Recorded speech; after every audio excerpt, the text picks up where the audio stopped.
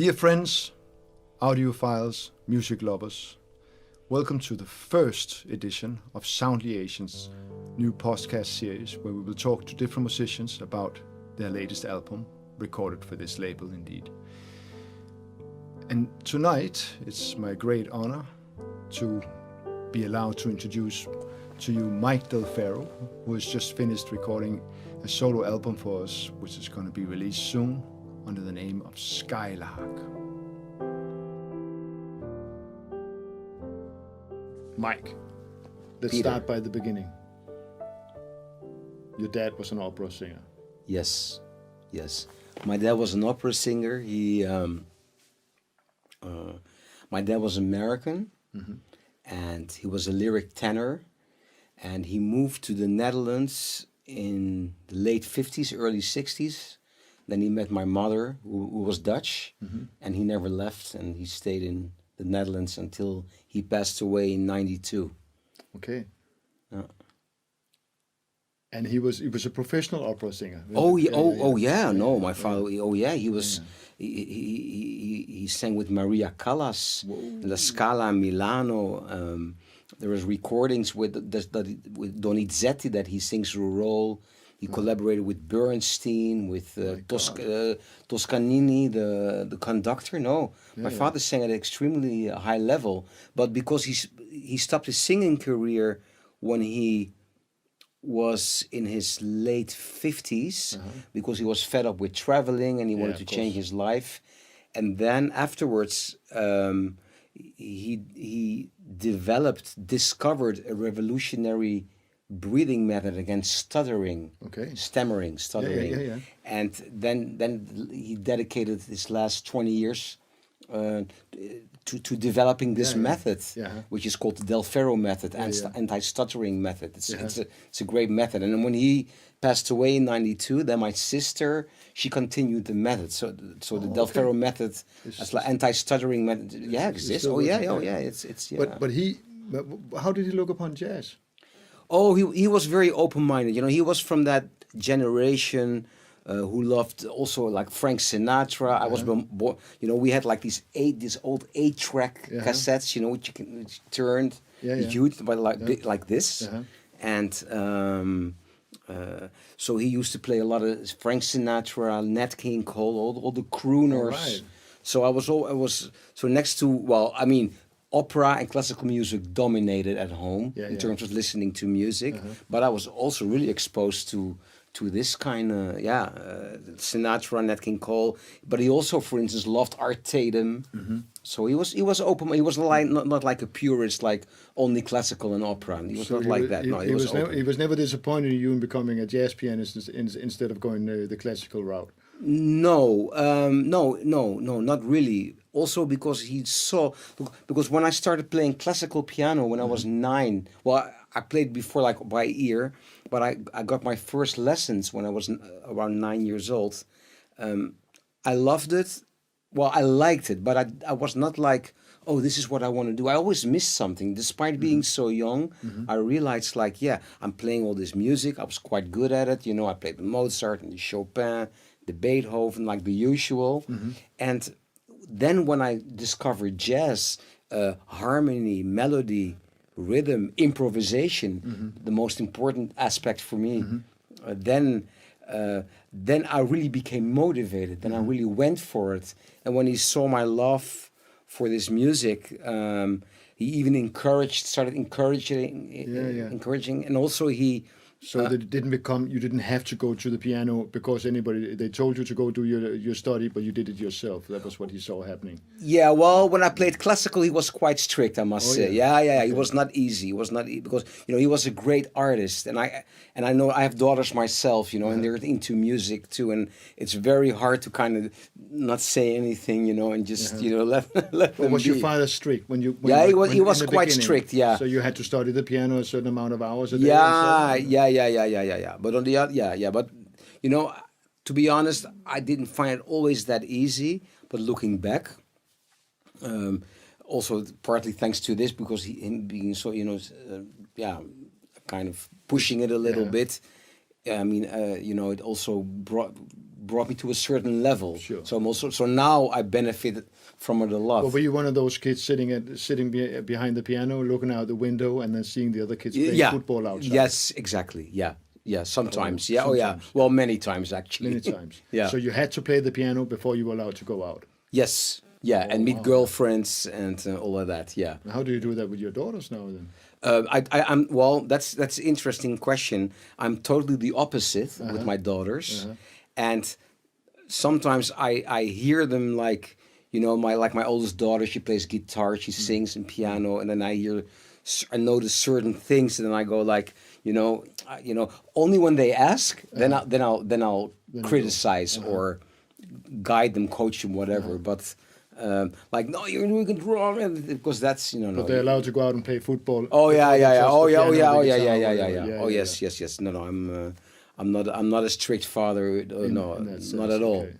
No. Yeah. And your mother was a musician too, or how did that work then? Or, No, she wasn't. I mean, she was not a musician, but she loved music. She had no musical education, so she was not. Well, she was not musically educated, but she loved music. And of course, you know, with the father being an opera singer. In fact, they met because she was like modeling. She was Desdemona, who had to lie dead in the opera.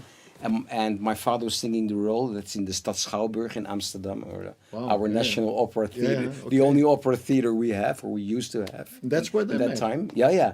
No, in fact, my dad, on a side note, was always surprised that the Netherlands was the only country in Europe without an opera house in that time.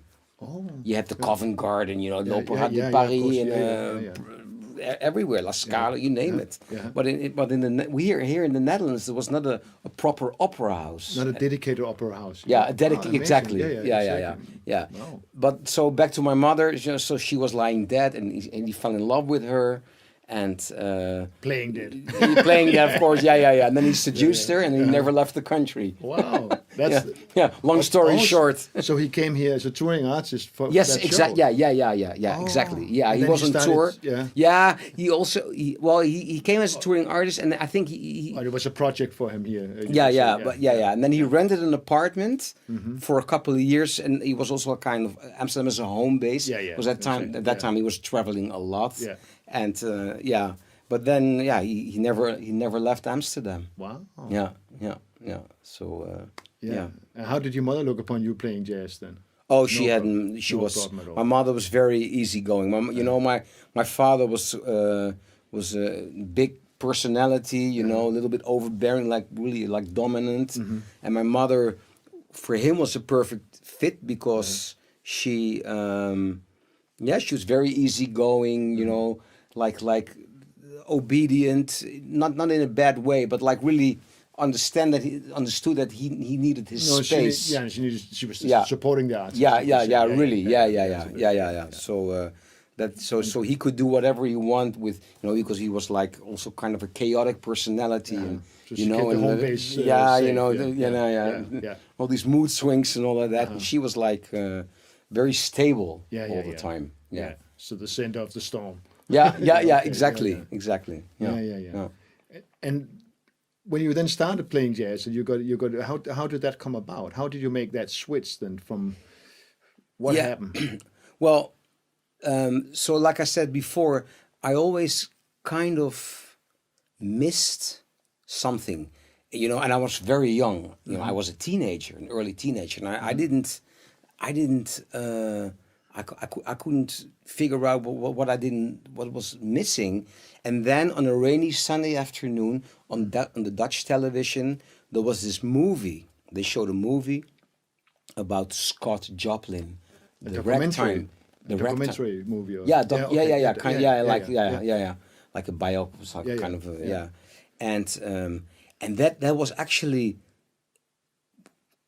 the first time that I heard the piano being played in such a different way, with that left hand and the swing, and you know, like the pre-stride piano style, and I was so fascinated by it, and then I went and I bought a record, and I bought a book the music, Ah, and I okay. started practicing it and trying to develop the left hand and the swing, and that's how I slowly started listening to pianists like Fats Waller, James P. Johnson. Really, I kind of really went chronologically it's through really the whole crazy. jazz history. So Yeah, for a pianist of your generation, so you start Yeah. with Scott Joplin and you went Yeah. up through the whole thing. Yeah, Wow. and then I discovered Oscar Peterson, So all the Bud modern piano, Powell, but that all came later then. So you Yeah. had, wow. And then and also like the pianists like who incorporated a lot of classical music in their playing, like of course Bill Evans, who had such a tremendous influence on Keith Jarrett. When did you get to Bill Evans? But first you had Scott Joplin, and then you had James P. Johnson and Fats Waller, and then this moment came. I don't did you remember go to exactly. Art Tatum after Fats Yeah, Waller? because my dad loved Art Tatum. So when he noticed I was into that stuff with the stride, he bought me some Art Tatum records. So I was really in that kind of stride swing. Peterson, Art Tatum, Fats Waller, James P. Johnson, that kind of really rhythmical, bluesy, And then a couple of years later, then I discovered Bill Evans, and then I realized, whoa, this man, how he kind of blends this classical approach into this piano, and that was the thing for me. That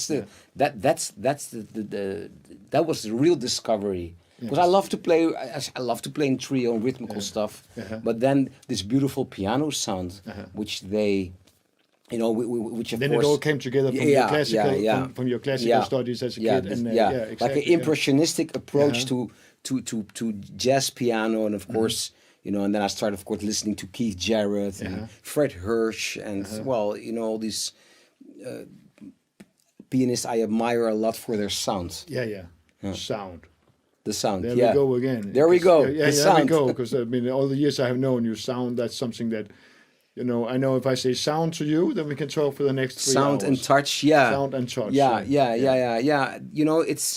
I simply, I've been obsessed almost with the sound of the piano, and because there are so many incredible jazz pianists who I admire, who can do so many technical things which I will never be able to do, which I really envy. But sometimes, if it comes to really making the piano sound beautiful,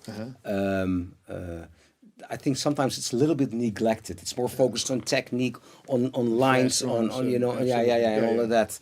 And but of course, like I said, Bill Evans for the third time, Keith Jarrett, but also, for instance, another pianist I really admire for this is Gonzalo Rubalcaba. He's known for his virtuosity, but check his solo playing. It's out of this world. How he makes the piano sound. Or his ballad playing. One of his first records where he played Besame Mucho with Jack DeJohnette and Charlie Hayden. It's just it's fantastic. It's incredible. And again, Fred Hirsch. Well, that's the thing I love. Pianists who really are very into this classical approach of piano sound, and I think I love this because of my classical background. And I just simply love beautiful piano sound. So I've been trying to approach it myself, and I'm still working on this touch on a daily basis. Yeah, but I mean, when I hear you play, I hear this extraordinary singing quality to your melodic lines. It's Thank you. And I understand now, hearing from where you come from, well, it all makes sense, having heard all those singers. It's probably so ingrained in you that it has to come out somewhere. And especially in the last years, I thought about. I've been thinking like, what I mean. I still love to play in with bands and all of that. But in the last years, I'm really emphasizing on this beautiful sound. Also, I prefer not only but I really love to play slow music. I could play like ballads all night, and just play and try to make the piano sound and use the overtones and sometimes adding some keyboards with really like use the beautiful overtones. pads. How do you use the overtones on the piano? Well, yeah, that's. it depends on the piano and the acoustics. But I noticed, like, depending on where I am and on these circumstances, the overtones sound different, and I will change. I will play like different voicings. It changes. Yeah. It influences a lot. But so you're aware of the overtones you produce when you play a perfect fifth. So you play an octave, or you put the fifth on top of the octave. And It's not that theoretical and not this. I kind of feel it. I hear the colors resonating, and then I resonate to those colors, those sounds. It's not like, oh, now this is a perfect fifth, and I play the D here, it's going to produce an A there. It's not that I can. I could if I analyze it. That's actually a little bit like Jaco Pastorius when we talk bass playing, which is my field. He said he was something not really aware of the name of the harmonics. No. But he kind of knew which harmonics to go with intuitively at that moment because he knew them so well. I think it's more also in my case, I'm very grateful for having perfect pitch. And that helps me a lot. Perfect pitch is it's not great when the piano's out of tune, or when you have to transpose. Sometimes it's tricky. I find it difficult, but of course, there's so many benefits there. And but also, I'm trying, because I hear things so fast. I'm trying to let it go and just listen to the actual sound and not analyze like what's going on theoretically. No, So. Yeah. And you mentioned when you actually we can start a different when you came and we were going to do the recording and you brought in that keyboard. Yeah, the keyboard. I was said, my God, what's happening here? You know, he's bringing it. We have this one of the best grand pianos of the Netherlands standing there in Studio 2. Yeah. The most expensive microphones. One of the best tuners in the Netherlands. The most expensive microphones. And there you go, and you start with putting this keyboard on top. Hence, you guys being in the high end audio, the audio analog high end audio recording, and Well, the thing is, first of all, I love keyboard, but also from playing with Toots Tielemans. I played a lot with Toots Tielemans over a period for 10 years. And when Toots passed away 4 years ago, I realized I played like around 150 concerts with him. The gig of my life, with this man. I can imagine. Because with Toots, the thing is, there are so many incredible musicians to play with, and I've been very fortunate. I'm very, very grateful. But the difference with Toots was he was a pioneer, and being surrounded with a pioneer is a once in a lifetime opportunity. Because someone who really from scratch, takes like this harmonica and creates all this music from scratch, from nothing. Of course, there is a brilliant mind behind that. And if you are like in Japan for 3 weeks on planes, on buses, on trains, talking to this man, and you become friends and all of that. And I learned so much, not only on stage, but also... but he was the one who said, please bring a keyboard. That's why I remember you told me in another conversation that that you said, I'm going to play all this acoustic jazz now, and it's going to be, straight ahead. And this is might bring a keyboard. Well, Toots, of course, always loved playing with orchestras. He always loved this big sound behind him. And of course, then when you are in the trio setting, backing him up, then you kind of get. He wanted a keyboard to produce string sound, a pad. And then I realized on a keyboard, if you really start using the strings, you get like this real plastic sound. Exactly. Yeah. But if you have like the pads, the soft pads, which why can I say the Roland? Roland has great pads, the dark pads, and then by cutting the high notes, even make them sound even darker. And then for me that was a very beautiful sound, and to use to back him up. So I played like the left hand. I played a chord, and then sometimes lines, in between lines when he was playing. And then of course I realized, well, I can of course do this solo as well. But you tweaked the sound of the Roland. Yes, I did. But you tweaked it to fit the grand piano. Yeah, to let it make it blend with acoustic exactly. instruments. So you would not have tweaked the sounds in that way if you would not have played with acoustic instruments. Maybe. No, if it would be like a pop band, it probably would have been different. Yeah. Because you know a lot of those sounds, those are designed for electronic, for an electronic environment. Yeah. But yeah. But you had really great knowledge, because when you put that piano on, I was like, hey, Mike, we're going to make a one mic recording here, you know. Yeah. And now you come with a keyboard. How are we going to do it? Yeah. And we have this ideal spot for microphones, and Frans has experimented for quite a long time to really find the sweet spot. And everything is ready for it. And then you come with a keyboard, and you were like, don't worry, it's going to sound great, because I have exactly the right amount of volume I can put in. And okay, when you did it, I had I really had to make a switch my mind. No. It sounds fantastic. Yeah, it really adds something. Yeah, but, I look. We never really talked about it, but I felt your resistance. To be honest, But at the same time, the look on my face when you walked in. But I realized, no, because you guys expected like that I would only play like acoustically, given the fact that it's a high-end audio project. Label and but I knew, of course, from by experience, I thought if I'm going to bring this keyboard, maybe maybe they're going to be a little bit, they're going to go like what the hell is this? But I'm going to make them happy, and on the end, if you guys would have really not would have digged the sound, I would have done it. I wouldn't have done it. But also when you saw the concert, the people after the concert, because they were mesmerized by it. They loved it.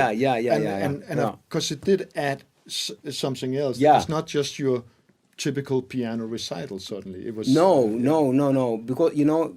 because and the main reason I love to, I mean, of course, because the sound, it makes it like more orchestral. And the other thing, of course, is no matter how much I love the piano, when you sustain a note, it dies.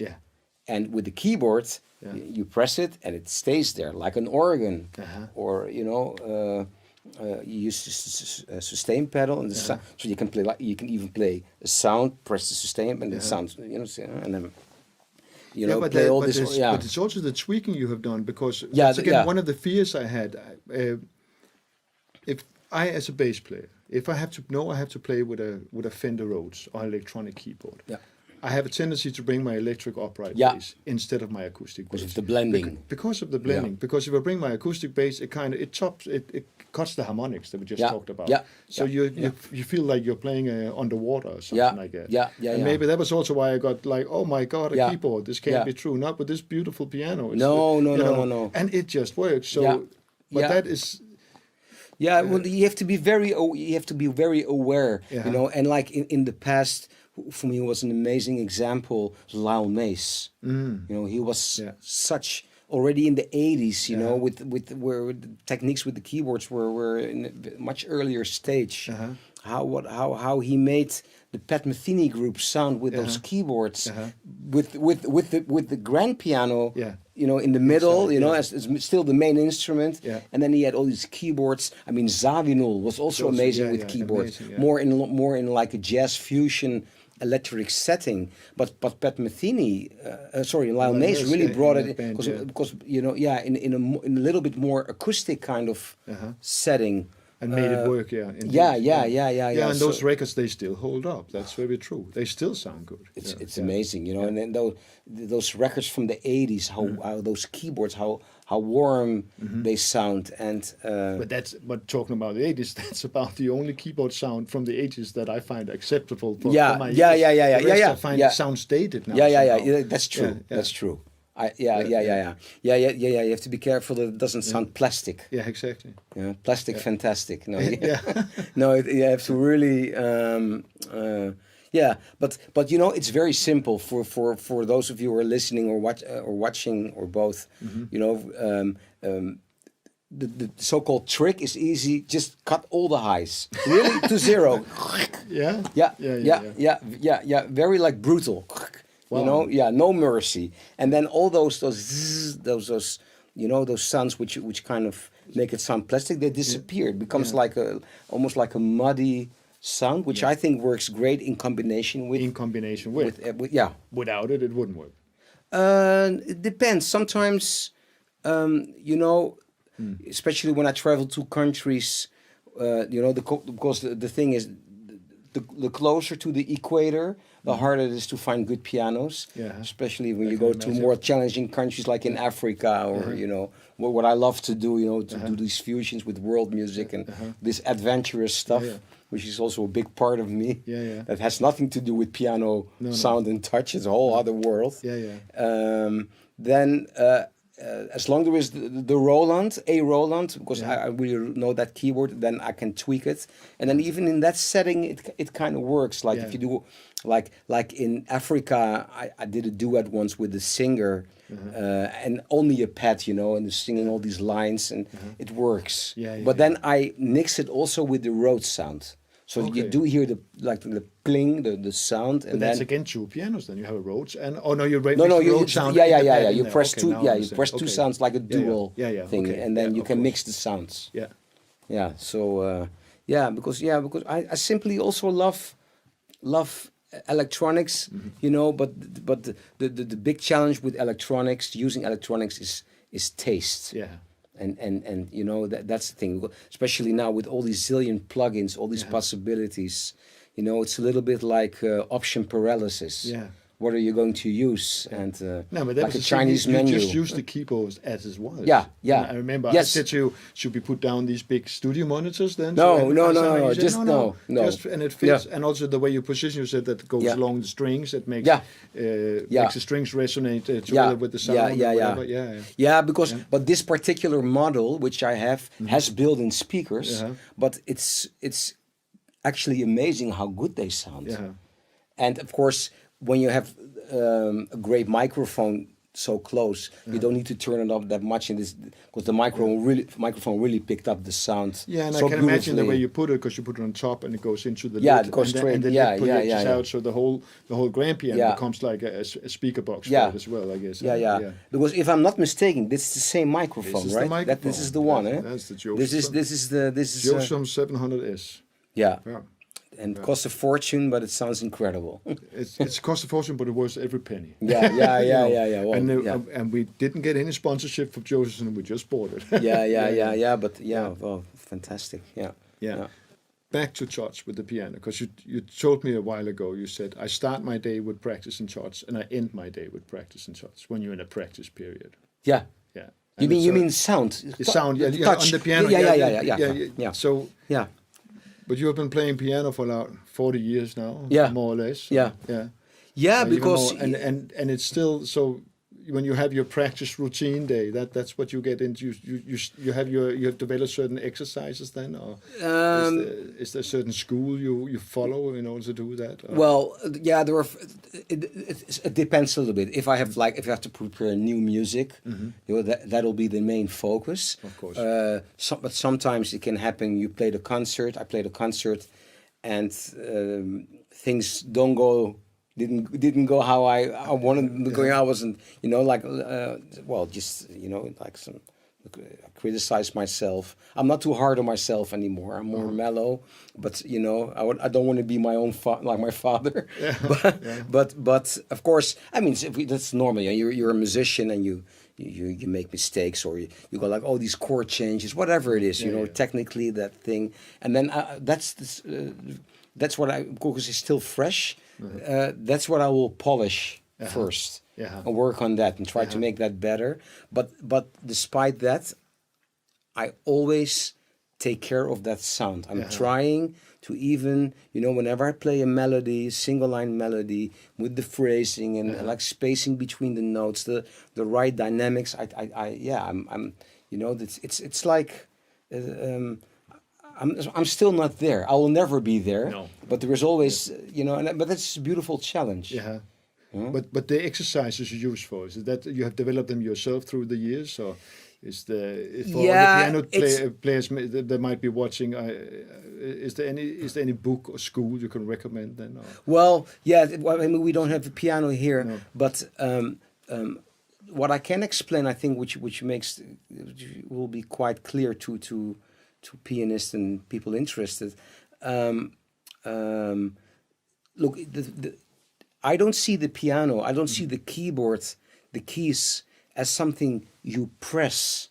You press. How I look at it, like these keys, because they release, and I approach it like a kind of a trampoline, and I use this kind of gentle, or like you're bouncing a ball, that nice feeling of bouncing and that flow, that kind of thing, and the keys, especially when you have a great piano, kind of lift you and makes it very light. Okay. And by using the gravity and just kind of let it happen, allow it to happen, the sound, even if I play like percussive, I can do it for a long time without getting tired, because I don't really press. I mean, of course, I can move my fingers quite fast because of all the years of playing, but it comes more from gravity, and then this nice bouncing feeling of the keys pressing, and that kind of makes the sound, I think, light. You have much more control over the sound, and I think you never play too loud. I don't like too loud piano playing, even if I'm playing like with like a loud drummer or in a loud environment, whatever. I don't like to overplay the piano and bang it. Even also when I do this, then I get stiff, and then I get, it blocks me.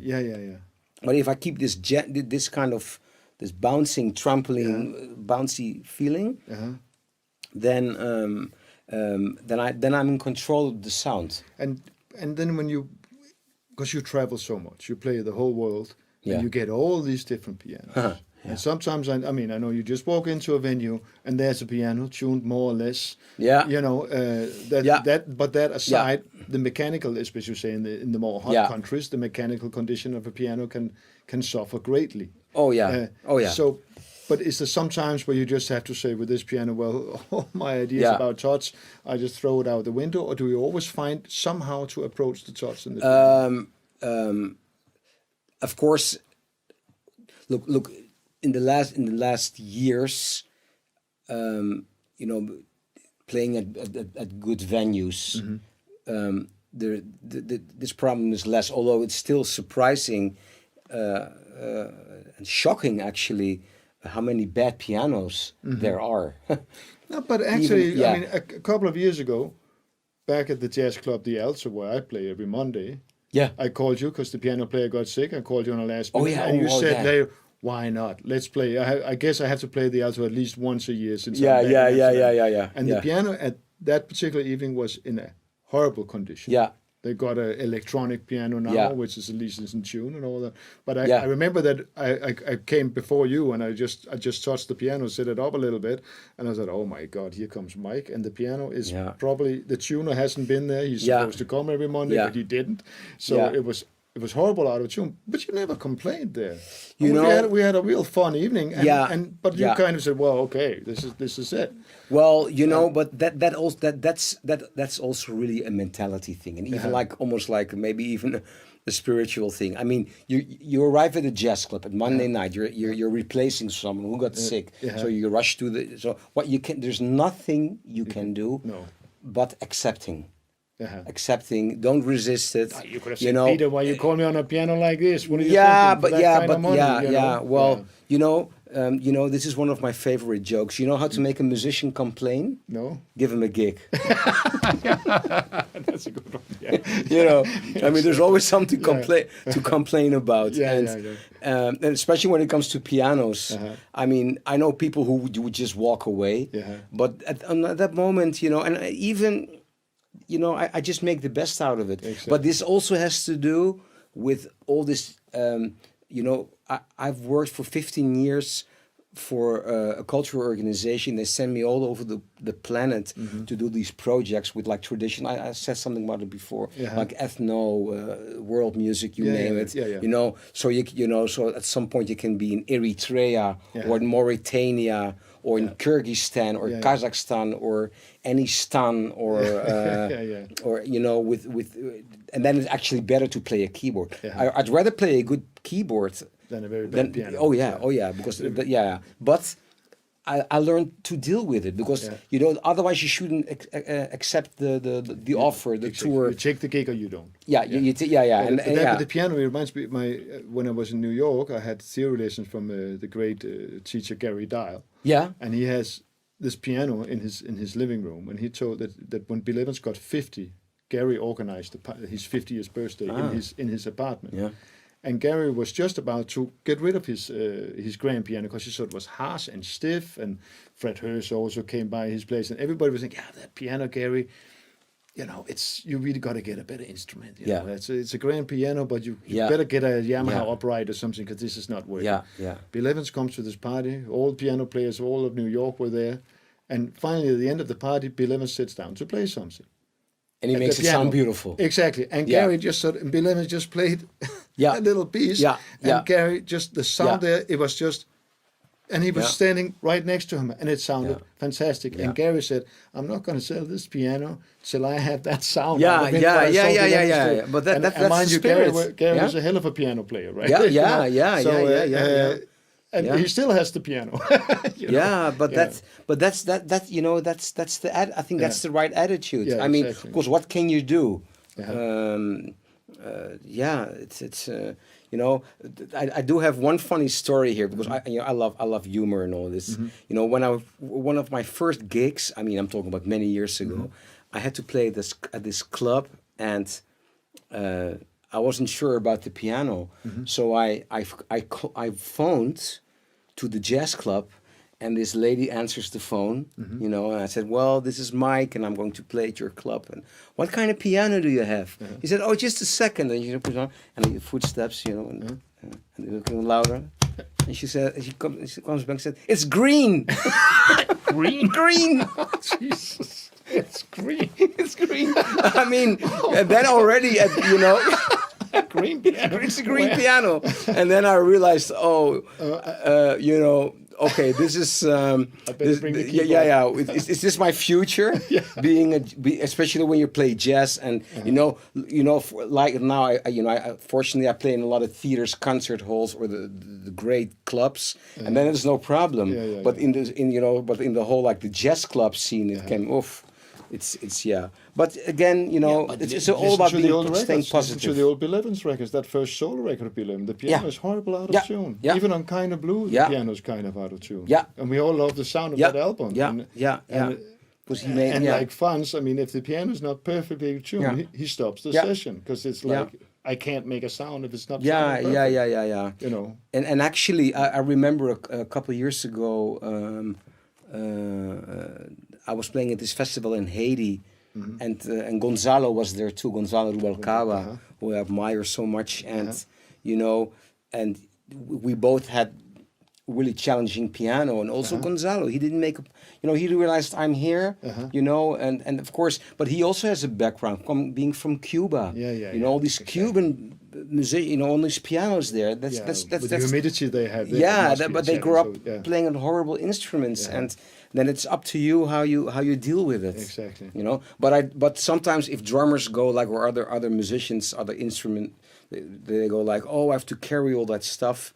Then sometimes I say, "Hey, man, you it's better to carry your own instrument and make sure you have your own stuff there, because as a piano player, you never know what to expect." Exactly. So So even if you're slapping again, think about that. Yeah. If I bring a little bit back to the Josephson, you also mentioned, you actually said something very, very pretty. You said to me, "I wish that Frans had come in my life much earlier." Frans Yeah. He's sitting right there engineering this podcast. Don't get me wrong. I mean, I've worked with some incredible technicians. And I mean, the best we have also abroad, here in the Netherlands and abroad. But sometimes you meet people. You meet someone. When I met Frans, I didn't one single time I had to go like, "Can you maybe EQ the piano here?" He felt exactly the sound I love to hear. He just feels it. And that's what and that makes it so easy Is that a kind of extreme empathy he has for sound? He hears Yes. you, and then Yeah. and that's Yeah. the sound that comes back. So Yeah. yeah. Yeah. Of course, there's a great piano here at the studio and all of that. Great Steinway, but sometimes also because it's like it's also a taste thing. A lot of some engineers they have a kind of their vision, which I deeply respect about how a piano should sound, maybe more bright or a little bit more thin and all of that. And but I really love this dark, deep piano sound, especially for solo. Yeah. Sometimes if you play in trio and with other instruments, maybe you cannot make it sound that big because then and that experience, like in the beginning when we were setting up for the recording session, and Frans is moving the microphone 2 centimeters to the right, 2 centimeters to the left, a little bit higher, a little bit lower, and it's just running up and down or sending me down and pushing it a little bit forward. Amazing. But it takes hours in the beginning, but you were cool with that because you trust him so much as an engineer. You know that. Yeah. Even though we are talking millimeters sometimes. It's such a blessing if you can just sit down and play without having to worry about your sound or this sound. But it does take time in the beginning to set up. Where maybe other engineers are faster. But of course, I mean, this microphone and the others you guys use, they're so incredibly sensitive. If you move them like an inch or a centimeter, it's already a huge difference. So it's incredible because it's like with your system. I said, this sounds great, Frans. We're here. Let's go. Frans, come on, let's go. I just have to. And he's always right. And also when we mixed the album, I was already over the moon with the sound, and then he is able to bring out sounds to mix it in such a way that I hear. It's actually more mastering what we're doing. The mastering. The mastering. That I hear sounds from the piano which I didn't know they existed. So it's really amazing. I just sound, looked at my computer before I came here. So how many versions? In the beginning, it's just 1 or 2 tunes. And there's very slight tweaks, and but it's one after the other. But the funny thing, when I put on the first and put on the last, then you can. You see that whole development, and it's small increments, but it's and then even I also think sometimes that's also the danger, because if you are at some point you have to like be happy and put it out, and otherwise you're gonna have sleepless nights. And I think that's why I'm here, because we've got to make a deadline. It has to come out now. But because I know that he has sleepless nights. He does. Can't sleep from just is thinking about maybe it should be that, or maybe and get out of bed at 3 a.m. and still try to. Is that true, Frans? But I love people who have like this incredible sense for details in any field, because details is what makes the difference in good and great. That's what I think. In that sense, he's just like us, the musicians. Of course, it never stops. I mean, if you hear really like fantastic musicians playing or singing, it's every detail is there. They take care of the details. I mean, but that's in many professions, many fields. Exactly. It's all about the details. So that's and the strive for a certain type of perfection. You could say. Or at least perfection. Perfection, that can be a frustrating term. But it's always a beautiful challenge there in trying to make the best out of. And that's maybe also where the one mic comes in the sense that you limit yourself to a certain amount there, because you only have that one mic. You can't move certain microphones closer to the hammers, like one mic further back and one close to the hammers and one. I mean, sometimes you end up with 8 mics to record just one piano. And you have that, so you have made that limitation. So then the expertise goes into just using Yeah. creating something out of that limitation. Yeah. Just like you would a bare piano in the jungle somewhere, you know. Yeah. Yeah. No, but again, it's remarkable that if you would move it now like tiny bit, it'll pick up other yeah. It's amazing, yeah. It's like we're going to sell this becomes like a selling affiliate video for. Joseph Sunday are going to be very happy with this interview, I'm sure. Yeah. What does the future hold for you now? What are the plans for the coming years? Now we have Corona and all this going on. So there's a whole world that has disappeared certainly for a while for you. Yes, yeah. Well, I'm always very active in things and trying to come up with new ideas. And when one thing I always wanted to do, and I never had the time for it because I was always playing and traveling, was to focus a little bit more on live streaming and reaching audience through the internet rather than travel all the time to a faraway place and all of that. A little bit less traveling, more at home. And of course, then when we got the lockdown, that was then I had no excuse. Oh, so you had already started that process a little bit. You were thinking about it. Thinking about it. Yeah, but that was really on a level like you just put your phone out and you do go live on Facebook or whatever and stream, with the built-in microphones, whatever, and all of that.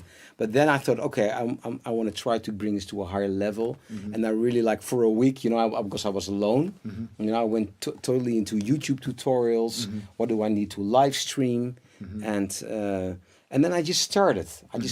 Like after 5 days, I bought some microphones and all of that. Not in this level, but and I just started live streaming. And then I was amazed how much this live streaming, how many people it reached already after.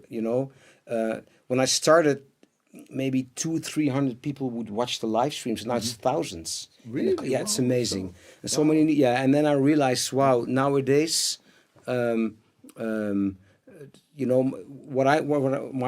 My mission is I just want to share good music with people, and that's still a niche market, but there are so many people out there who love it. So the playing, explaining about music. Sometimes I did some piano lessons online where people could ask questions during the live stream, and then I place the microphone on top so people see my hands. The camera, you mean? Yeah, the camera. Yeah. Sorry. Sorry, the camera. And things like that, and interviewing guests, something I really love to do because there's so many amazing people out there. And have them play on the show. And why am I bringing it up? It's not to promote the live streaming, but this is a great alternative for these strange times because, now we're in late June 2020 when this podcast is being recorded, and I have the feeling that it's going to take at least a year before things get back to normal. Yeah, probably. In terms of playing for audience, people feeling safe to go out to concerts and all of that. So. Therefore, I think that the internet streaming is it's not the solution, but it's a great alternative. That's how I look at it. Of course, nothing beats being with people, playing with people you love, and have a great time and dinner and fun and all of that. Everything which But but there's one thing you said, because now we're talking about streaming, but remember. When you played at the concert and you played this Red Beast from the Dutch Dutch movie from Turkish Fruit, Turks Fruit, yes, Dutch movie. Which is I know the movie being Danish, but but I had no idea that song had such an impact. Oh yeah, and the audience were like. It really touched them. When they came out of the concert, they were really talking about this particular. And I mentioned it to you. You were sitting up here, and just everybody's talking about the Red Beast. I said to you, and you said, there was something there. You said that's all you said. But when you meant there was something there that you felt something with the audience. You felt a certain connection when you started playing that, or that. And do you feel an awareness with the audience there? And yesterday when you called me to prepare this podcast on the phone, you also asked me about you're not afraid to just play a melody in its original. Simple, I wouldn't say it's simple, but it's in its original way, without like a lot of runs, without a lot of technique, without virtuosity, just the plain melody. And like I said before in this interview, I could play ballads and slow music.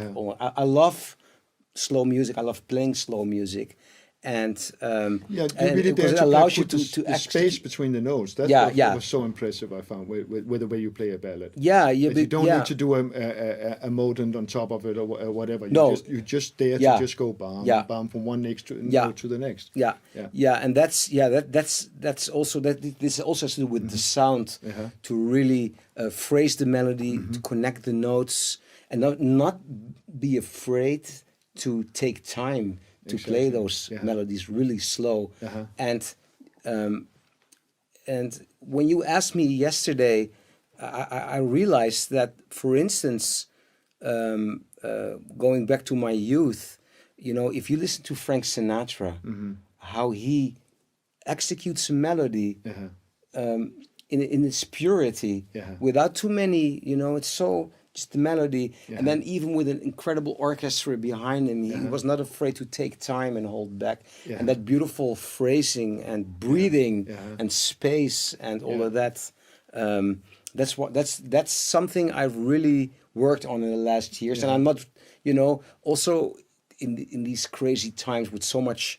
We were bombed all this information and fast and all this information. Stream of recently. I was driving and I heard on the radio, the Dutch radio, someone saying that the amount of information, of data, which we have to digest on our phones every day is the same amount as 1 year in the 80s. So, no wonder that there is so much anxiety and depression and insomnia, stress and all of that. There's been a research that says if you're on Facebook, it's a little bit like if you're a content in the X Factor or something like it, because you're constantly being forced to judge whether like or not like. If you posted something yourself, don't you like it? And it's an extreme stress factor. So that's a little bit ironic sometimes, because on one hand, for me, Facebook is an incredible tool. I reach thousands of people.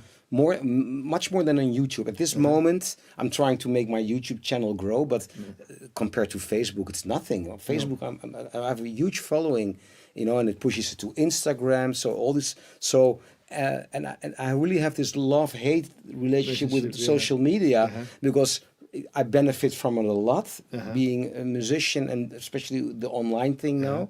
And at the same time, I realize how much anxiety it causes. And in all honesty, in the beginning of the live stream, I saw like, only 150 people were watching, and still, if there is like, I can see the statistics afterwards, and I'm like, tonight there were only 700, and then of course, I go, and then you're in that you get soaken into that thing of comparing, and how many likes does the neighbor have, and that family looks much happier than we do, and all this stuff. It causes, it's one of the main reasons for depression, because of the comparison, and of course. And when you think about it, and you go like, in these times where everybody is online, you're playing.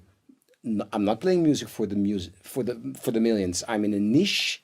I'm in a niche, and then 700 people watch this on a Monday evening. Where am I talking about? That's incredible. Exactly. It's something to be so grateful for. So but sometimes you have to. So when you're into the social media thing, you constantly have to go like do this reality check.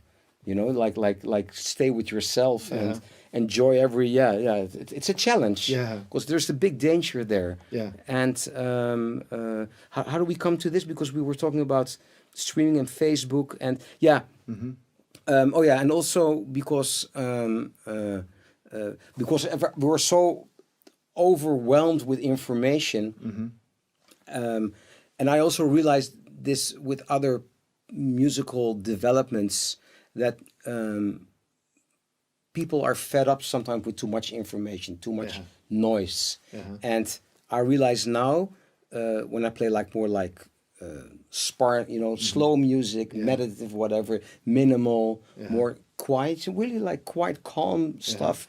People love it, because there is a need for this, and I love to do it. So one it's thing we good. didn't talk about because now we get into this. We put it on a few pieces that we recorded as a sound check, which was a kind of collaboration between you and Frans, where you would. At one moment you would hit the strings while you press the chord with the left hand. Yeah, or is there like some sound effects? Frans would take that and extend it into one big pad, and then you would start improvising on top of the pad. Yes. Yeah. Which created some amazing sounds. Because Frans has this extreme knowledge of how to the plugins, add the right amount of reverb on it and so forth and so forth. Yeah. But that is. Because that sounds like Zen music. It sounds like because if you put a lot of delay on the piano, it almost forces you to play slow, or at least stay in the same kind of flow. You cannot do a lot of chord change, because then it's gonna blur. It doesn't sound right. But if you put a lot of reverb soundscapes on the piano, then that almost forces you in playing slow and take your time. Yeah, because you would just play one chord, you play one voicing, and then that would be it. And then you would very carefully just pick notes on top of whatever you heard. It got quite magical. It's more ambient. And then again, as a producer there, I thought, hey, we were making a solo piano record. What is this now about? And I'm listening. Oh, this sounds quite amazing. I'm really happy with it. But even an old conservative like me. Well, but and of course, it goes hand in hand with what we were talking about before. You have the keyboard, you have this pad, and it sustains, and like playing a chord which is sampled and putting into a loop, or a lot of reverb, a lot of delay with a lot. That's also then that's a way to sustain the piano, and I love these long sounds. But it's a whole different frame of mind than if you're playing bebop. Bebop, for example. No, it's no comparison, of course. I fall in love too easily. Or, with chord changes or whatever. Because there you just have it one chord. No, this is more like, because I also love the frame of mind you're in, if I could just stay on that for a second. I'll stay in mind, So, I mean, if you take your typical jazz ballad with 2 chords per measure, and you have the melody, you have to follow certain things. And now suddenly there's just that one chord. That sounds there. You have to make that. It's a different way of thinking. Is that where your perfect pitch come in, or where? It must be a different frame of mind, no? But it also has to do with the fact that I'm not like I don't consider myself like a jazz pianist. How I look at it is because maybe for instance I've discovered minimal music. But you don't consider yourself a jazz piano player? I mean, of course, maybe as the bass as a bass, but after discovering people like I don't know if you know him, Olafur Arnalds. He is this Icelandic pianist with all the space. It's very electronic, but and he has it's very very ambient. It's all about soundscapes, and you hear the Icelandic, Scandinavian, all of that whole space thing, but kind of almost going more towards ECM sounds, where they also use all this space. I love this. I love this space in music, and that's very different than Bach or whatever, or a bebop with zillion changes with 4 chord changes in one bar. But I see it as two different things. But from there to go to not to call yourself a jazz piano player, because I have played bebop with you, and you sure can play your bebop. Yeah, and I love to do it. Yeah, okay. I love to do this. But if I would be, I cannot put a huge delay on the piano and then play Scrapple from the Apple. No, that wouldn't you know, I mean that's not going to work. No. So I just see it as something different. Uh-huh. And I was just more inquiring into your state of mind between those two things, because there must be a different. The moment you play bebop, you play your typical jazz ballad. Yeah. A Gershwin tune. There's certain rules you have to stick by. Yeah. So you have your inspiration, but you have to follow certain rules. And here, when you go and play on one chord, it's so naked somehow, no? Yeah, but then it comes in so handy to use the reverb. So the chord starts, it becomes bigger because of the effects. Or simply, even if I play solo without any effects or whatever, just by sustaining it and then use the whole keyboard and playing more like arpeggios. That's why I love minimal music. But of course, you can only do this this approach when there are not too many chord changes or only a few changes in the notes. Yeah, because it's a whole different. It's a different approach. Yeah. And I love both. I'm just open to I any... keep leading the witness, but there must be a different mental stage, mental way of thinking. Yeah. But that's of course why I love to play solo, because I got all the freedom. Yeah. If I play solo, a concert or whatever, in whatever situation. But you don't have a problem with the switch. No. So you play like on the album, you play in a sentimental mood. You have 2 chords per measure. Yeah. And the next moment you go into D flat delay, which is just only D flat. Only D flat with a delay. Yeah. But it's really somewhere else. It's a whole other world. But in the last years, I've focused a lot. I met this wonderful Dutch pianist, Jeroen van Veen. And we became close friends, and we have a duo. And he really introduced me to the world of minimal music, which was, which is something I still had to kind of really dive into. Okay. And because in the beginning, and I really started to appreciate it and to really love it. And then I realized, it enables you to use the piano in a very different way. So I've worked on it a lot too in the last years. So it's a new technique to learn. New music to learn. Yeah, it's totally different. Yeah, and there's I realize now, after all this playing for so many years, so many concerts, being to date, I've been to 117 countries. So I know nothing. I know nothing. What do I know? I know nothing. There's so much to learn. There's so many styles to be discovered, and you hear these new young guys coming up like Jacob Collier, Tigran Hamasyan, and so many other amazing young. I mean, I'm not that old, but I'm another generation, of course. And you hear these people coming up with all these fantastic ideas, and then I realize it keeps you have to. I think I would have to live at least 10 lives in order to get somewhere. Yeah, but it's like a talk with Afan Roy, which we also releasing soon. He's 90. 90 years fantastic. old. And when you talk to him, he's still so busy with everything. He's still, he was into now. What he talks about now is what do you hear while you play? Yeah, that was his big thing at the moment. He says for the last 20 years, I'm busy with. What do you hear while you're playing? So while I play my soul, how much can I hear at the same time? Yeah. Not necessarily leaving the space, but the moment I play the note, do I still hear everything around me? It's again a big awareness thing, and it's refreshing to Yes, yeah.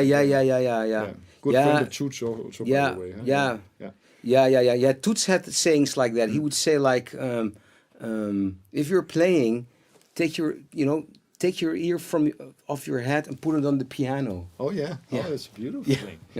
Yeah. Take your ear off your head. Put your ear on the piano. In other words, really listen to what you're doing, and that's a kind of wisdom Yeah. You know, because Toots, you know, he became 94, and you know, it's also about developing and keeping.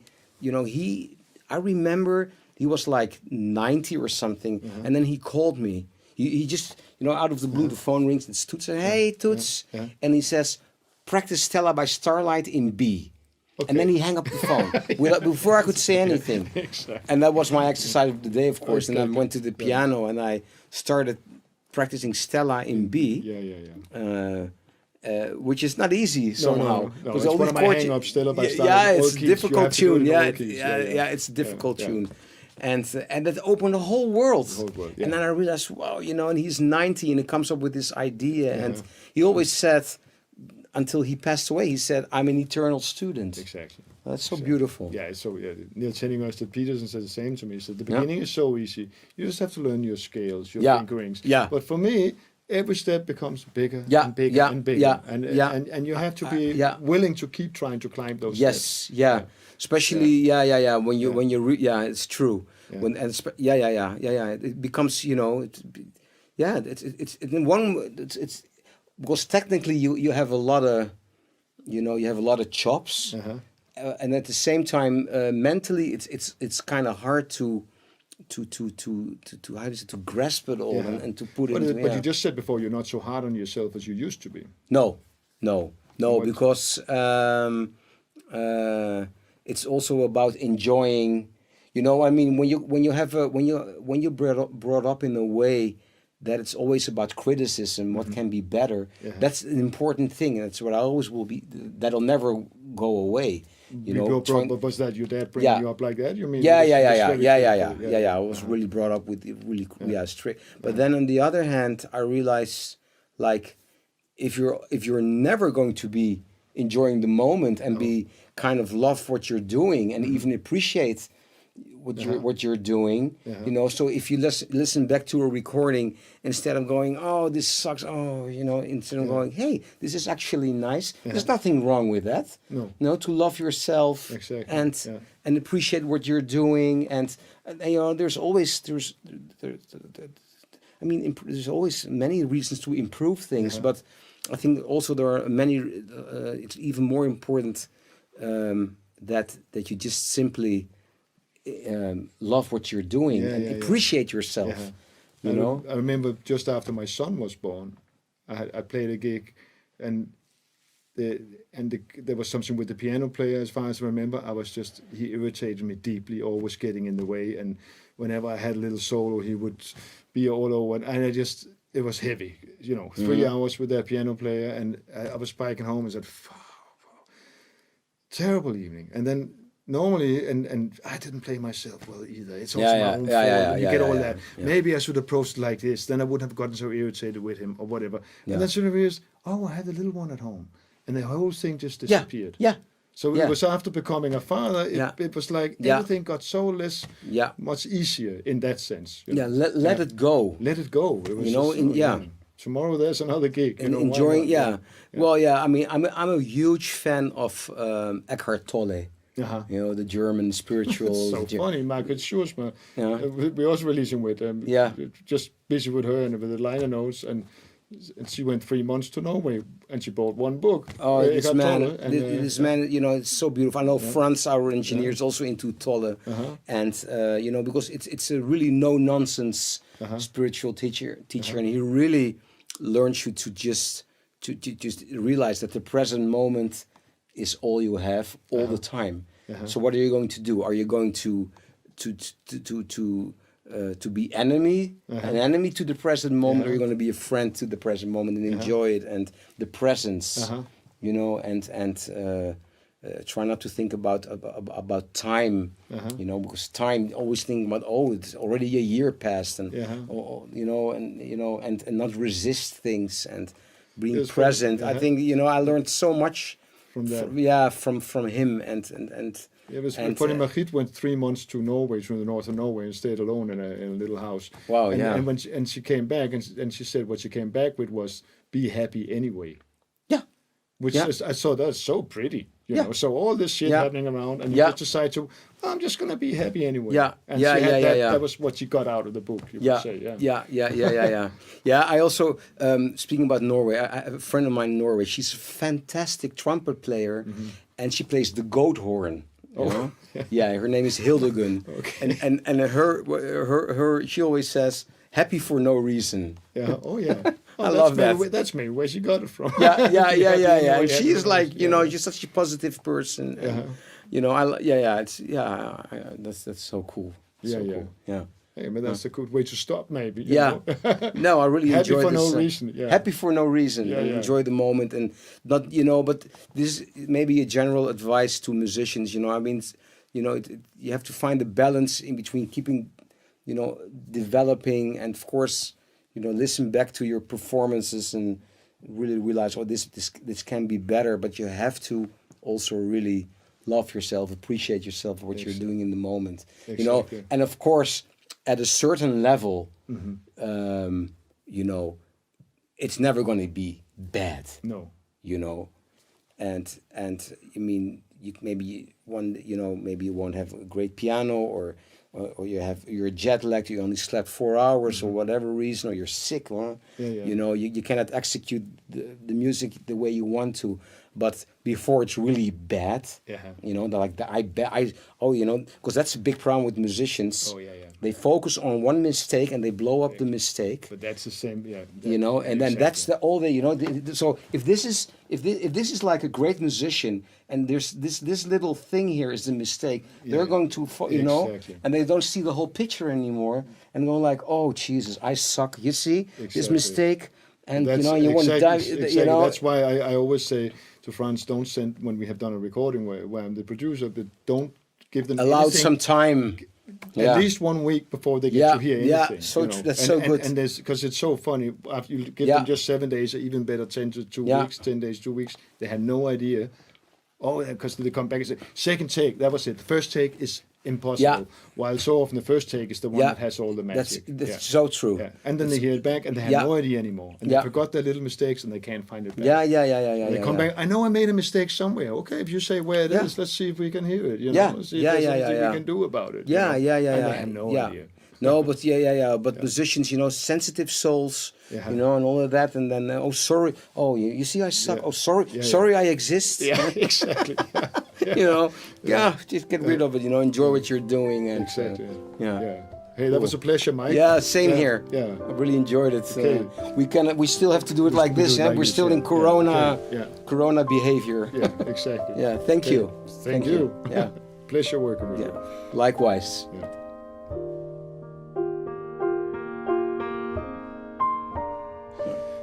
Thank you, music lovers, friends, audiophiles, whichever order you want to take it.